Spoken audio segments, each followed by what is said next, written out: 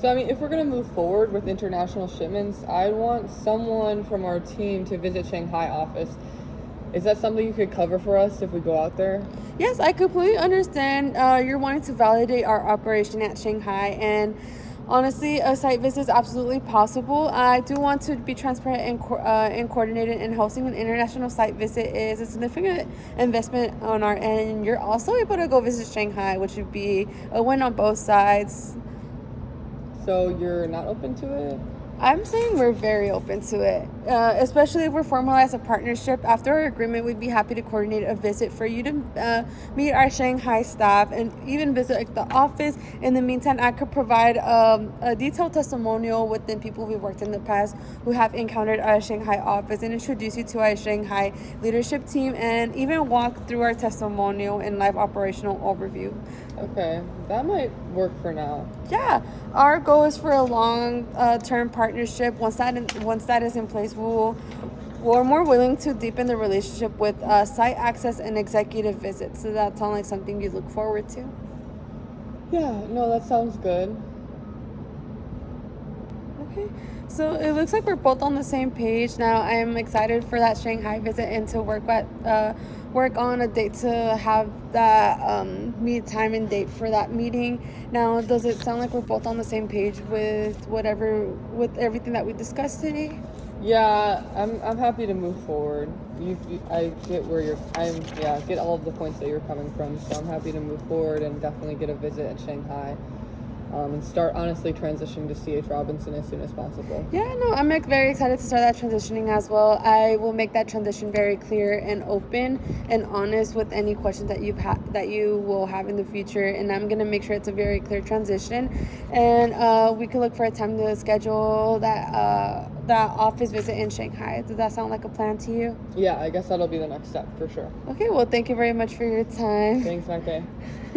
Okay, I guess I'll give feedback right away. That's what Molly would do on mine.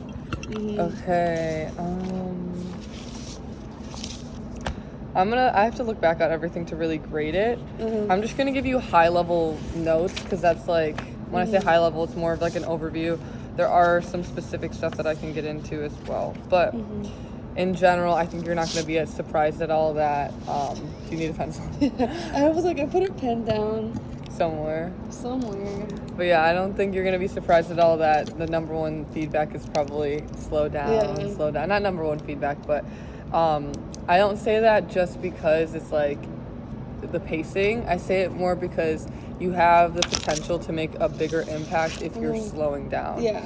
And when you rewatch this, just communication in general and professionalism, like, it's going to be great to do your best to actively listen, and I want you to pay attention to how many times you repeated yourself. And it's not at all just to note it, because that, again, you'll be more impactful with your communication to employers that you're talking to and people that you're working with. If you say, because there's things you had, like, I think your desire was to keep me engaged, so you would ask kind of the question, but then your transition back to the script, you wouldn't know that you just repeated what you just said a couple times.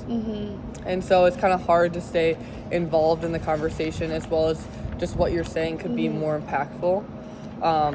There were times that you were definitely just like, I feel like you handled the objection really well. You had great energy. You were very, like, joyful or excited. There's times where you would go off script, and then when you were transitioning back to script, you didn't notice that, like, you just said what was covered in that. Yeah. And then I wanted to go, when you were talking about, I remember it was kind of complicated to go from the slide where it's like why we have officials in Shanghai and why that's valuable. There's like 4 different things that you need to cover, and it's like every single touch point there, which I feel like watching it back, if you do try to extract what you could say in the bullet points rather than reading it, because basically that was really complex for me, of like, why do I have to say every single touch point? Why do I have to say it's valuable? But that's the competitive advantage that C.H. Robinson has. So it'd be good to kind of just slow down and say, just say, we have ground transportation, and this is like every single touch point. I'm going to dive into it deeper just so you can know the value of what you can have with C.H. Robinson, and all the trouble that you're going through could be a lot more smoother. So possibly always tying it back to the pain point of why C.H. Robinson's better and why everything that they're going through is completely avoidable. And then you did a with them statement. There's sometimes where you could pause and kind of empathize a little bit more. But in general, there's times you'll notice it if you watch it back. Your empathy was great, where you would smile and you would laugh, and I would be like, that's the Mayte that I know. Like with like when I made the proprietary joke, like it was good to just like kind of like laugh and be yourself. TCO cheat was awesome. I think you did great. I think that was probably like the best part. It's funny because TCO and Objection was where I feel like I saw you as a true sales representative the most, which is funny, right? Because that's the hardest part. Yeah. So that means that looking at the other components that are just kind of the conversation parts of role play, that's kind of, which is I feel like it's easier to improve on. So looking back at those, that's where the place where you can, have the empathy and really just practice when you watch back, or in general, if you're practicing your elevator pitch, practicing for interviews, watch back and see, am I repeating myself? How could I be more impactful with what I'm saying? What am I really trying to say here? And trying to be really more selective and precise with the words that you use. And but honestly, all of this is feedback, not really pertaining to your grade. It's just me wanting to see you thrive in whatever professional setting that you're in. Grading overall, I think you did really well. So you'll see that in your grade. So. Awesome. Okay,